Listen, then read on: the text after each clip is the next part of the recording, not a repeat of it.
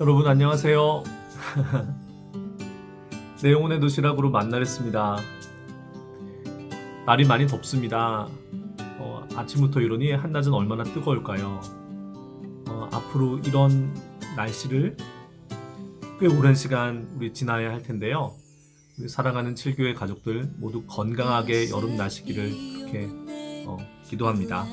Blessed be the name of the Lord. Blessed be your name. Blessed be the name of the Lord. Blessed be your glorious name.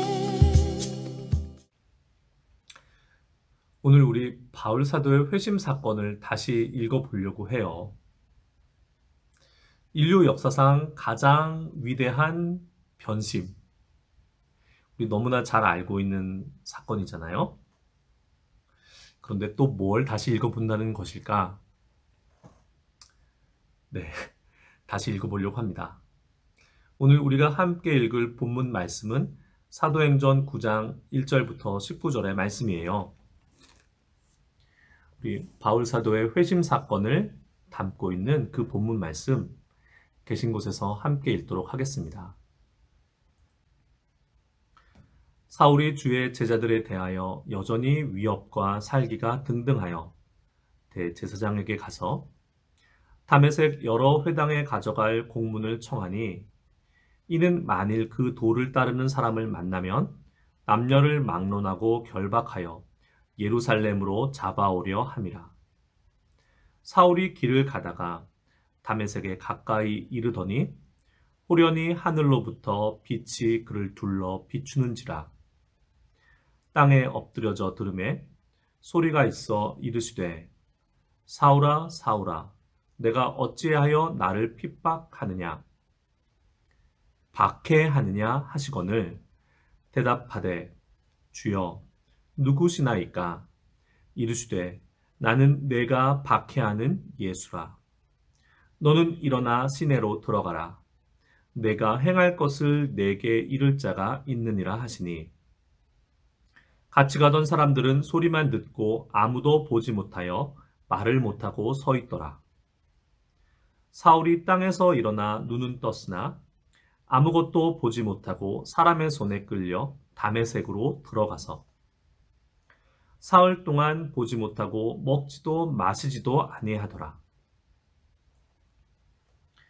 그때 다메섹에 아나니아라 하는 제자가 있더니 주께서 환상 중에 불러 이르시되 아나니아야 하시거늘 대답하되 주여 내가 여기 있나이다 하니 주께서 이르시되 일어나 집가라 하는 거리로 가서 유다의 집에서 다소 사람 사울이라 하는 사람을 찾으라. 그가 기도하는 중이니라.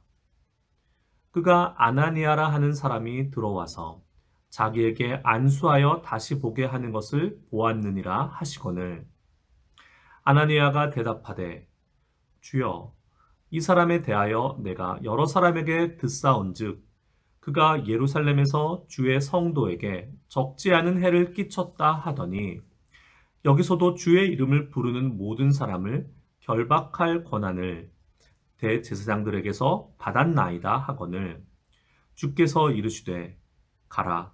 이 사람은 내 이름을 이방인과 임금들과 이스라엘 자손들에게 전하기 위하여 택한 나의 그릇이라. 그가 내 이름을 위하여 얼마나 고난을 받아야 할 것을 내가 그에게 보이리라 하시니 아나니아가 떠나 그 집에 들어가서 그에게 안수하여 이르되 형제 사울아 주 곧 내가 오는 길에서 나타나셨던 예수께서 나를 보내어 너로 다시 보게 하시고 성령으로 충만하게 하신다 하니 즉시 사울의 눈에서 비늘 같은 것이 벗어져 다시 보게 된지라. 일어나 세례를 받고 음식을 먹음에 강건하여 지니라. 아멘. 여러분 영화 매트릭스라는 영화 기억하세요? 그 현실 세상과 가상의 세계가 이렇게 뒤바뀌어가지고 그 가상세계에 붙잡힌 인류를 구원할 영웅 네오가 등장하는 영화. Now get up.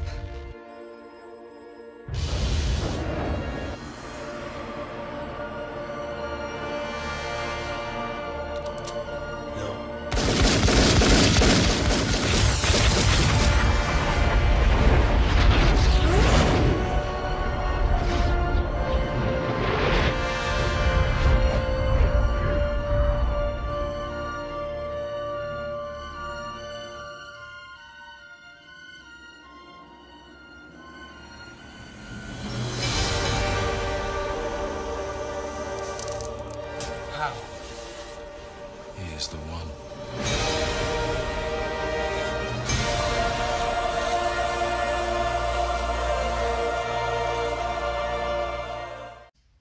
왜 영화 얘기를 꺼내냐면 그 영화를 보게 되면 그 주인공 네오가 자기가 전혀 모르고 있었던 사실, 정보, 능력들을 이렇게 다운로드 받아요.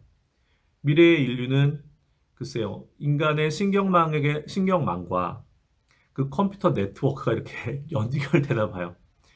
그래서 선을 긋고 자신이 미처 몰랐던 정보와 능력 등을 갑자기 다운로드 받아요. 자신의 그 정체성과 사명에 눈을 뜬 다음에 그 가상세계의 인간들을 몰아넣고 얽어매고 있는 적들을, 그 사이버 공간의 권력자들을 다 물리칩니다. 왜 이야기를 꺼냈냐고요? 저를 포함한 많은 분들이 이 다메섹 도상에서 일어났던 바울 사도의 회심 사건을 영화 매트릭스 속 네오의 갑작스러운 변화처럼 이해해 왔기 때문에 그래요. 어느 날 갑자기 예수 그리스도의 박해자가, 대적자가 예수님을 만나서 완전히 달라진, 180도 달라진 종이 되는 거예요. 단 한 번의 그 만남, 그 한 번의 성령의 충전을 통해서 사람이 그렇게 달라졌다. 그리고 그는 영화 속 모피우스 네오처럼 우리 구원의 복음의 슈퍼 히어로가 되어가지고 그 모든 일을 감당한다. 우리 그렇게 바울 사도를 보아왔어요. 아니셨던가요? 오늘 저는 그 점을 다시 읽으려고 합니다. 바울 사도의 회심 사건과 바울은 결코 슈퍼 히어로가 아니다. 그는 평범한 사람이었다. 그리고 그 평범한 사람을 비범하신 하나님께서 사용하셨다. 이렇게 풀어보려고 합니다.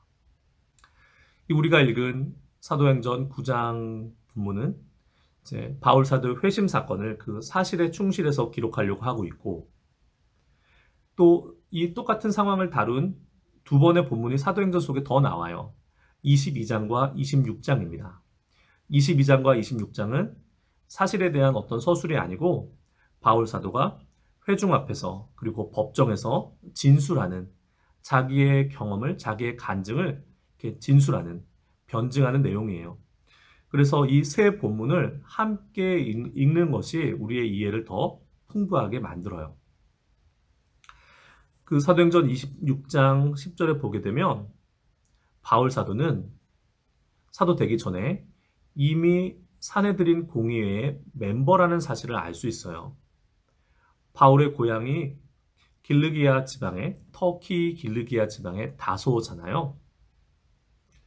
그 다소를 대표하는 그런 사람이었던 것 같아요. 그래서 그 자격으로 예루살렘의 사내들인 공의회에 참석했던 모양이에요.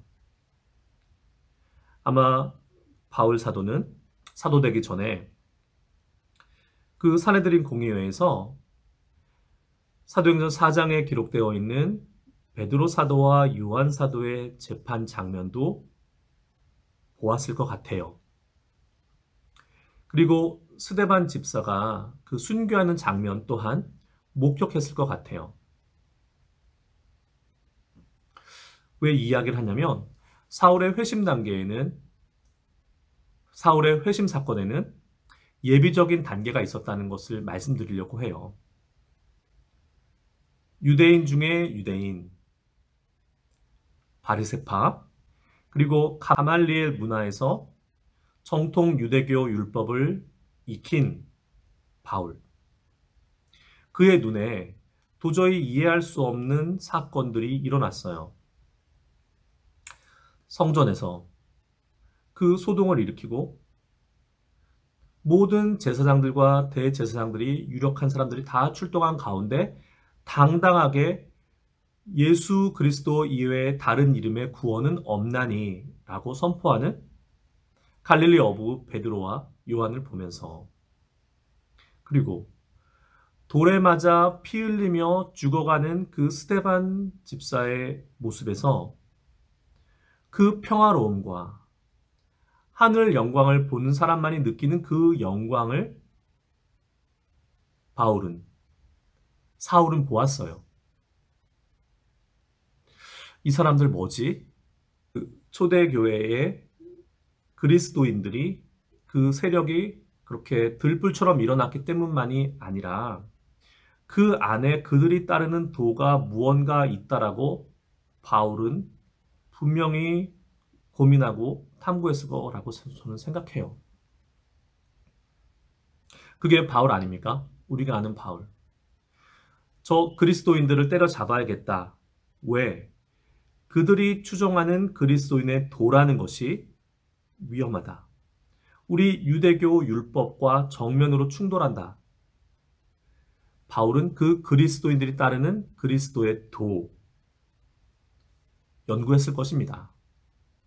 나에게 위임장을 써주십시오. 나에게 공문을 써주십시오. 그럼 내가 이것을 들고 다메섹으로 가서 그리스도를 믿는 이들을 다 결박해 오겠습니다. 라고 단호한 자세를, 단호한 결의를 보였지만 그 바울의 내면 깊은 곳에는 벌써 예수 그리스도, 그리스도의 도, 그 십자가의 도에 의해서 그의 신념이, 그의 신앙이 균열이 가고 있었다고 저는 생각해요.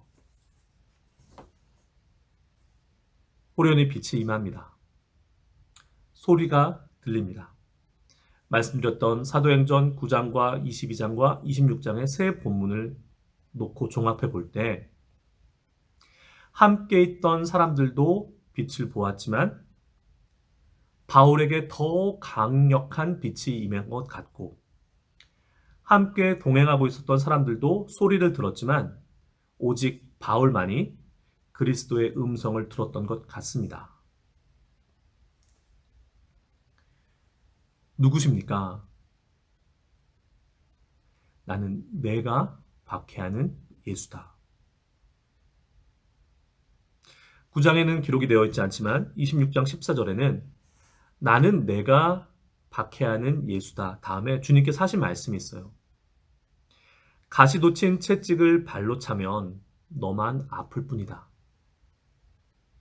저는 이 주님의 이 말씀에서 이것을 읽습니다. 그 호련한 빛 가운데 나타나신 예수님, 그 운명적인 결정적인 만남으로 인해서 바울이 완전히 예수 그리스도를 믿고 자신의 소명을 깨닫고 완전히 새로운 사람으로 거듭났을까? 가시돋친 채찍을 발로 차면 너만 아플 뿐이다. 라는 말은 네가 하고 있는 일, 네가 지금 열심을 다해서 하고 있는 일, 그 일이 너에게 이미 헛되다는 것을 너 알고 있지 않느냐? 라는 그런 말로 들려요. 단번에 바울이요. 그리고 감사함으로 자신의 정체성과 소명을 다 알고 받아들였을까? 순종했을까? 저는 그렇지 않다고 생각합니다. 몇 가지 이유를 들 수 있어요. 사실 바울이 인정한 것은, 받아들인 것은 다메섹 도상에서 예수님을 만난, 부활하신 예수님을 만난 그 순간이 아니었던 것 같아요.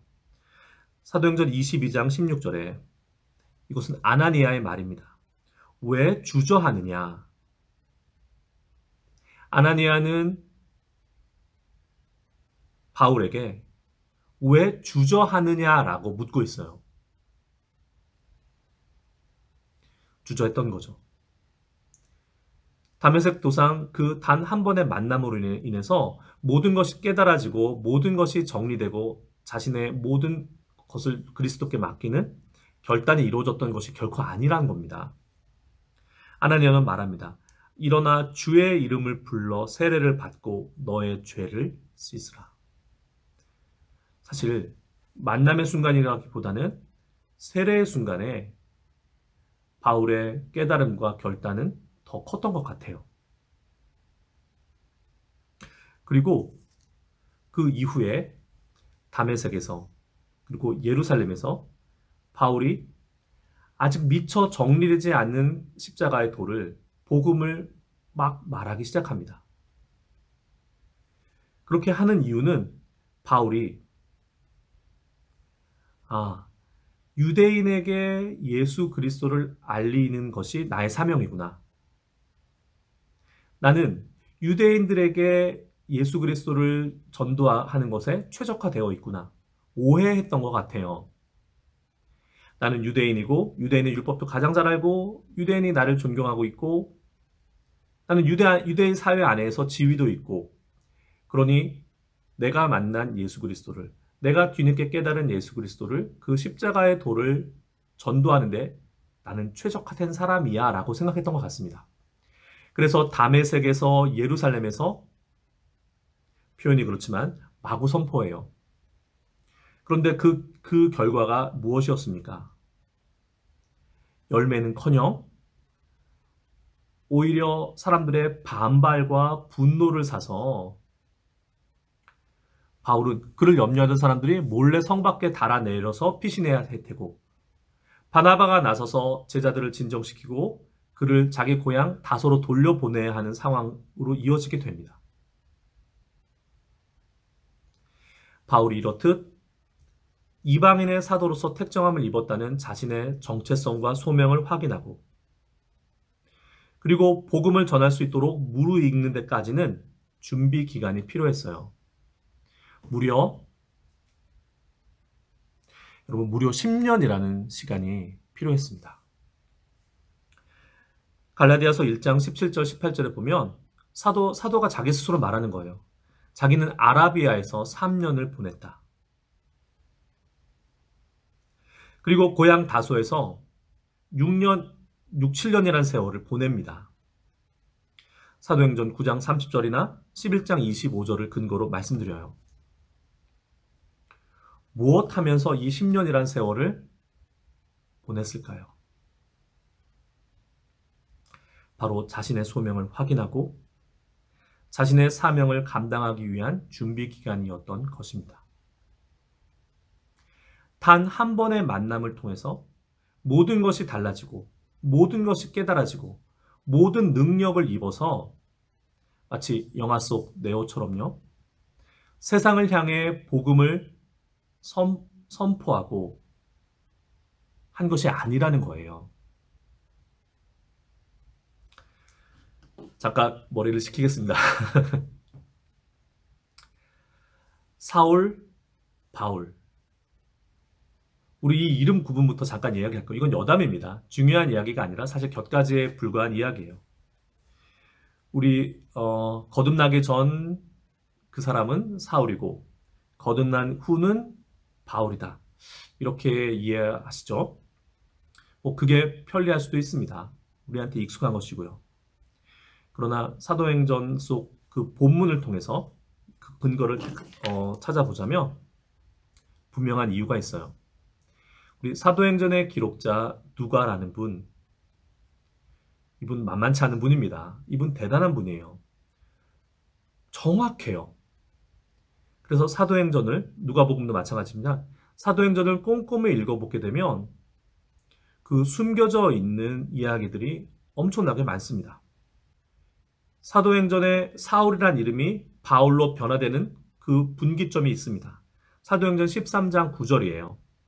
바울이라고 하는 사울이 성령이 충만하여 그를 주목하고 바울이라고 하는 사울이 이런 표현이 등장합니다. 그리고 그 이후로는 사도의 이름은 바울이에요. 사도행전 13장에 무슨 일이 있었냐면 사울이 안디옥 교회에서 바나바와 함께 파송을 받아서 첫 번째 선교 여행을 나섭니다. 구브로 섬에 가요. 그런데 그 구브로 섬의 총독이 성경에는 서기오, 원어로는 세르기우스 파울루스입니다. 그 총독의 이름이요. 바울은 이 서기오 총독에게 파울루스 총독에게 복음을 전하려고 해요. 그런데 자신의 이름이 히브리식으로는 사울이지만 헬라식으로는 그리스어로는 파울인 겁니다. 총독의 이름과 자기의 이름이 같아요. 파울루스. 총독 앞에 자기의 이름을 뭐라고 소개했냐? 사울이라고 하지 않고 파울루스, 바울이라고 소개해요. 지혜로운 겁니다. 그리고 바울 사도는 그 이후로 이방 세계에 그 헬라 세계의 복음을 전하면서 자신의 이름을 그들이 익숙한 이름인 헬라식 이름인 바울로 불러요. 그래서 사도의 이름이 사울이 아닌 바울이 된 것입니다. 대단한 사람이죠? 이 사도는 적었잖아요. 나는 유대인에게는 유대인대로, 이방인들에겐 이방인대로, 모든 사람에게 모든 방식으로 내 이름 따위가 중요한 것이 아니야. 복음을 전하기 위해서는, 복음을 영화롭게 하기 위해서는 나의 모든 것을 다 버리고 바꿀 수 있어. 이게 사도의 생각이잖아요. 자신의 이름도 그렇게 바울로 자기 스스로 바꿔 부른 겁니다. 네. 한 가지 말씀드렸습니다. 바울 사도의 회심 사건은 물론 특별한 사건입니다. 그리스도께서 당신을 직접 계시하셔서 바울의 회심을 요구하신 특별한 사건이에요. 하지만 단 한 번의 그 사건으로 인해서 모든 것이 바뀌었다. 그것이 아니라는 것을 말씀드리고 있습니다. 그 회심 사건 이전에 벌써 예비적인 단계로 바울 속에는 예수 그리스도, 그리스도의 도라는 것이 이미 들어가 있었고 그 내면에서 균열을 일으키고 있었고 또한 이 한 번의 회심 사건을 통해서 바울이 모든 것을 다 확인하고 깨닫고 능력을 더듬은 것이 아니라 그 이후에 무려 10년이라는 세월이 더 걸렸다. 그런 얘기를 드렸습니다. 10년. 오늘 아침 이 말씀을 준비하면서 10년이란 시간에 대해서 생각해 보게 됐어요. 여러분, 7교회 이 목사가 회심하고 목사가 된 지 딱 10년입니다. 정확히 지금으로부터 10년 전 그의 초여름에 2011년도 초여름에 제가 예수님을 만났어요. 그리고 회심하고 신학교에 가게 됐습니다. 오늘 이 말씀을 준비하면서 저의 지난 10년 세월을 돌아보게 되었어요. 오늘 아침에 문득 시편 139편 말씀이 생각났어요. 그 139편 말씀, 그 말씀이 제 말씀이 되기까지는 이야기가 있어요.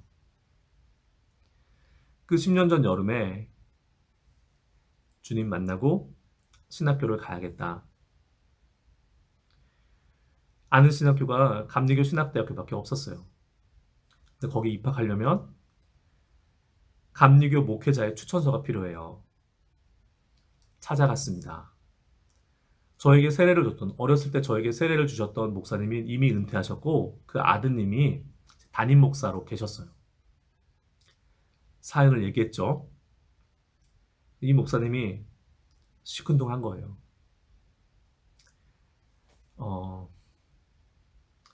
그러더니 책 한 권을 줍니다. 오대원 목사님이 쓴 묵상하는 그리스도인이라는 책이에요. 좋은 책입니다. 여러분 권합니다.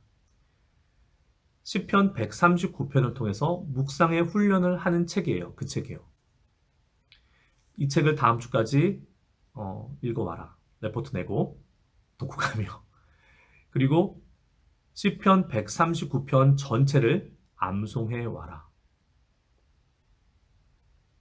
그러면 추천서 써주겠다. 그렇게 해서 시작됐어요. 그렇게 해서 시편 139편이 저에게 왔습니다. 내가 새벽 날개치며 동쪽 바다 끝을 날더라도 주께서 거기 계시며 내 모태에서 나의 형질이 지음받을 그때 주께서 이미 나를 아셨나이다.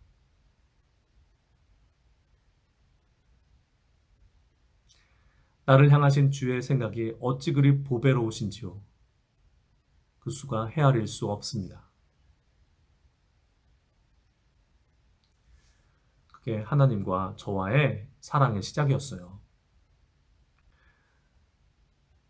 뭔가 엄청난 깨달음, 뭔가 놀라운 체험, 그리고 나에게 일어났던 상상할 수 없었던 그런 신비한 일들과 능력들로 인해서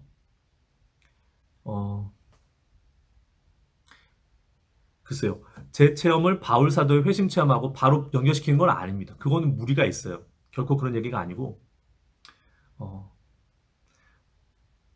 다 될 줄 알았어요. 네. 바로 신학교 들어가가지고 그 신학교 과정도 만만하게 봤습니다. 뭐 월반하고 단축하고 해가지고 조기 졸업하고 그리고 바로 목사 안수 받고 바로 사역 현장에 나가가지고 능력의 종이 될 줄 알았어요. 부끄럽지만 사실이에요. 그때 그랬습니다. 그런데 신학교 3년, 수련 목회자 3년, 그리고 안수받고 목사로 4년. 그 10년이란 세월이 지난 다음에 참으로 우연은 없어요. 7,9대 1을 맞은 거예요. 제가 아까 그 7,9대 1을 통해서 저 개인적으로는 7교회 목사로 거듭났습니다 라고 말씀드렸는데 거기에는 이런 의미도 있어요. 지난 10년의 시간 그것이 매듭 지어지고 그 10년의 세월을 통해서 하나님께서 나를 단련시키시고 준비시키셨고 그 이후의 일들이 시작되는 그 계기가 저는 7,9대의 그날 밤이었다고 그렇게 믿고 생각하는 겁니다. 그 10년의 시간이라는 것은 제가 오해했던 것, 바울 사도가 오해했던 것,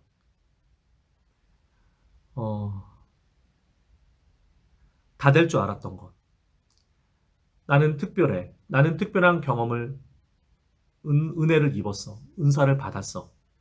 그러니 이제 나아가 이 사명을 다할 거야 라고 성급하고 섣불렀던 것들, 그것을 정비하고 정리하고 그 사건의 의미가 무엇이고 무엇을 준비해야 되고 나를 비우고 진정 거듭나게 걸리는 시간이 무려 그렇게 10년이라는 시간이 걸리는구나. 저는 이러한 결론에 도달합니다. 바울은 슈퍼히어로가 아니에요. 그는 평범한 사람이에요. 분명. 그리고 그의 삶은 우리가 어떻게 하면 그 비범하신 하나님을 따를 수 있을지를 보여주는 사례가 됩니다. 사도행전 14장 15절에 여러분이 어찌하여 이러한 일을 하느냐? 여러분이요 어찌하여 이러한 일을 하느냐? 이게 무슨 일이냐면요. 바울이 1차 선교 여행에서 루스드라 지방에서 날 때부터 걷지 못한 일을 이렇게 세우잖아요. 사람들이 난리가 난 겁니다. 바나바는 제우스고 바울은 헤르메스다. 그들을 신으로 모시고 막 그 앞에 경배를 하는 겁니다. 그러니까 바울이 뭐라고 얘기하냐면 여러분이요 어찌하여 이러한 일을 합니까? 우리는 여러분과 같은 성정을 가진 사람입니다. 여러분과 똑같은 사람입니다. 라고 말하는 거예요. 그리고 고린도전서 11장 1절에 내가 그리스도를 본받는 사람인 것과 같이 여러분은 나를 본받는 사람이 되십시오. 이 두 말씀에서 바울은 10년 세월이 지나서 드디어 세상을 향해 복음을 증거할 증인의 삶, 사도의 삶을 시작한 바울이 다메섹 도상에서의 그 회심 사건과 달라진 모습을 보여주고 있는 거예요. 여러분, 나는 평범한 사람입니다. 당신들과 여러분들과 똑같은 성정을 지닌 똑같은 사람입니다. 다만 내가 그리스도를 본받는 것처럼 여러분은 나를 본받으십시오. 내가 여러분들의 본보기 모범이 되어서 여러분들을 주께로, 그리스도께로 안내하고 싶습니다. 달라졌죠? 달라졌습니다. 그리고 이것이 진정 사도행전을 통해서 우리가 읽어내야 할 바울의 회심 사건입니다. 하나님께서는 바울이라는 사람을 불러서 그의 오해와 그의 자신의 그 교만과 오만, 복음 증인의 삶을 사는 데 있어서 방해가 되는 것들을 벗겨내시고 그에게 진리로 거듭나게 하시고 능력으로 거듭나게 하시고 10년이라는 세월 동안요.